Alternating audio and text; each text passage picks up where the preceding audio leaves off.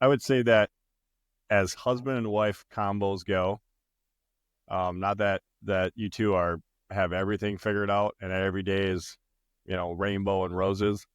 But as a married couple goes, doing business together, you're interlinked in a lot of different ways. You two are the case study probably of how to excel and make it work. So you both should be super proud of that. There's no doubt that is not easy.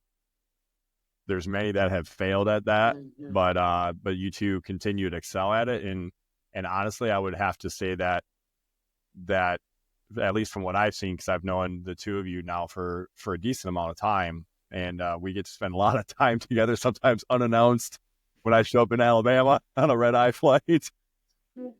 But just to let you know, now that I know where you live, probably going to do it again. Um, I expect it. I Yep, expect it. I got to come visit my little buddy. But